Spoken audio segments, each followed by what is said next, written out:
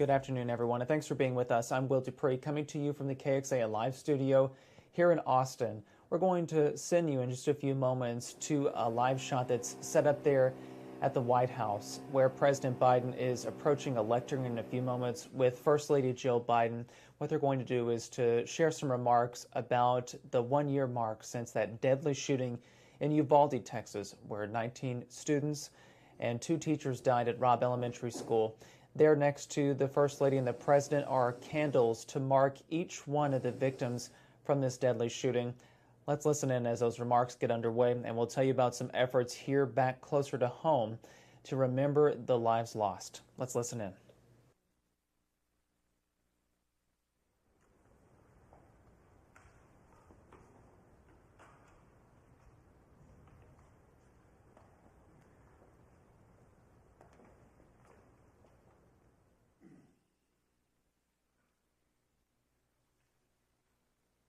Before I begin, well, I'm beginning, but I realize this is a really tough day for all the families. Remembering is important, but it's also painful. 1 year ago today, Robb Elementary School in Uvalde, Texas, turned into another killing field in America. A few days later, Jill and I traveled there and stood before those 21 crosses outside the school. On each cross, the name, like in these candles behind us, of 19 children, 9, 10, 11 years old, and 2 devoted educators, and 17 more injured. We spent hours with the grieving families who were broken and never, ever will quite be the same. To the families of the children and the educators who we know that 1 year later is still so raw for you.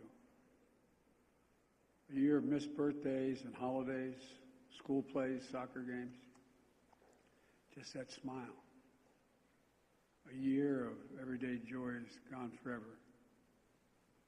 The bend of his smile, the perfect pitch of her laugh. At a vigil a few months later, one of the moms said, "When I lay in bed and turn to my side, envisioning her staring back at me, I want so badly to be part of alternative reality that just doesn't exist. This is my reality, because my 10-year-old daughter was murdered in her 4th grade classroom." Standing there in Uvalde, Jill and I couldn't help but think that too many schools, too many everyday places have become killing fields in communities all across every part of America.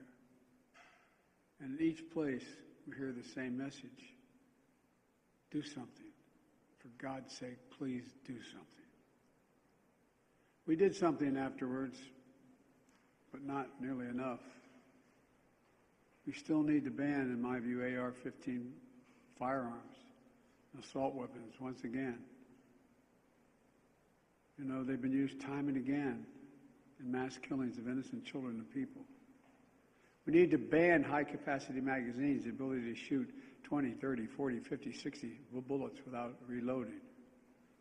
Because today, guns remain the number one killer of children in America, guns. And over the last year since Uvalde, our country has experienced a staggering 650 mass shootings. And it's hard to say, well over 40,000 deaths due to gun violence. We can't end this epidemic until Congress pass some common sense gun safety laws that keep weapons of war off our streets and out of the hands of dangerous people. Until states do the same thing. How many more parents will live their worst nightmare before we stand up to the gun lobby to establish universal background checks, establish a national red flag laws, require safe storage of firearms, and end immunity from liability for gun manufacturers? The only major corporate entity that doesn't have that's immune to liability. Even a majority of responsible gun owners support these common sense actions to save lives and keep our community safe. So it's time to act. It's time to act.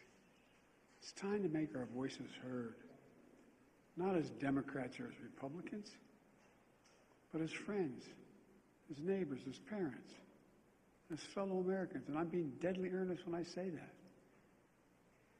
You know, I know for a long time it's been hard to make progress, but there will come a point where our voices are so loud, our determination so clear that it can no longer be stopped. We will act. You know, a year ago after visiting the school, that same day we attended Mass at Sacred Heart Catholic Church. In the pews, families and friends held each other tightly. As the Archbishop spoke, he asked the children in attendance to come up on the altar and sit with him as he spoke on the altar. There wasn't enough room for everybody to go up on the altar, so a mom and her young son sat next to us. They had us in the first pew. They sat next to us. As we left the church, a grandmother who had just lost her granddaughter came up to us and quietly passed us a note, a handwritten letter. And here's what it read. Erase the invisible line that is dividing our nation. Come up with a solution and fix what's broken and make the changes that are necessary to prevent this from ever happening again. My fellow Americans, you know, you almost feel the pain. For we've lost children. We have to do this to save our children. For the nation we love, to erase that invisible line.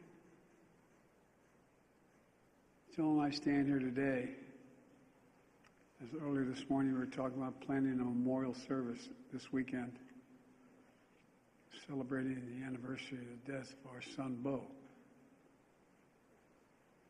Well, guess what? Well, everyone's pain is different.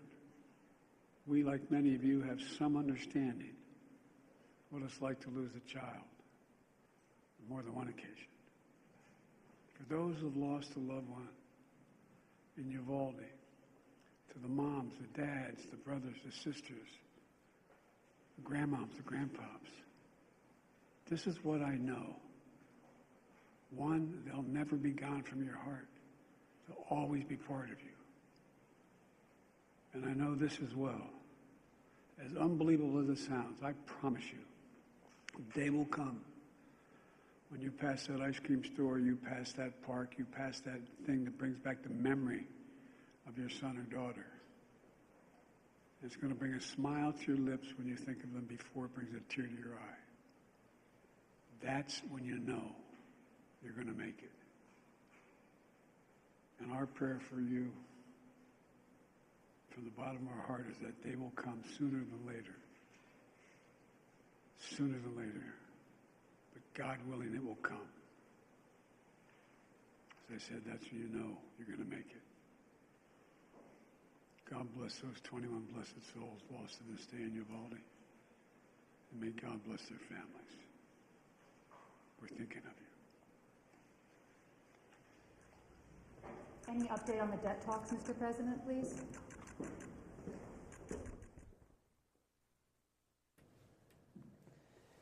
There you heard from President Joe Biden, joined by First Lady Jill Biden at the White House, commemorating this very somber day in Texas and across the country. On this day last year, 21 people died at Robb Elementary School in Uvalde, Texas, after a gunman went into a classroom and opened fire. Those victims include 19 fourth-grade students and 2 teachers. Here in Texas, there are a number of memorials underway today, not just in Uvalde, but across the state. There in Uvalde, there is still this memorial that is set up around the town center at the fountain there with crosses denoting each one of those 21 victims. People have left balloons, flowers, other mementos in honor of those killed. Also, if you take a look right here at the Texas State Capitol and around the state today, Governor Abbott ordered the flags to be lowered to mark this somber day and this occasion. This is again video from the Texas Capitol earlier today where the flags are lowered to half staff across the country. And across the state, this is the same thing that's happening. The governor also put out a statement, and I'm going to read just a part of it here for you. I apologize for the small text, but we wanted to include some of that in our coverage today. What the governor said in his statement is, quote, "As we lower Texas flags today in remembrance, I ask all Texans to join Cecilia, the state's First Lady, and me in a moment of silence in honor of those who lost their lives, the families who lost a loved one, the survivors who are forever changed, and the entire Uvalde community as they continue to heal. May we also remember that Texans uniting in our darkest days will rise above to forge a brighter path forward."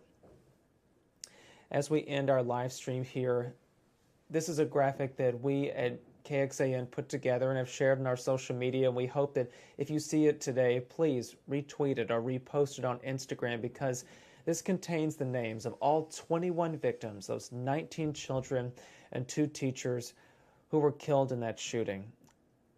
Our thoughts, our wishes for comfort go out to all the families who lost a loved one that day and the survivors who are still dealing with that grief. Again, this contains the names of all 21 of those victims from the Uvalde shooting. We want to thank you again for watching here on KXAN Live. I'm Will Dupree, coming to you from the KXAN Live studio. More coverage about this 1-year mark since the Uvalde shooting is available on our website, KXAN.com, as well as the KXAN News mobile app, so please check that out whenever you can. We appreciate you watching. I'm Will Dupree again, and we will see you back here at another time, everybody. Take care.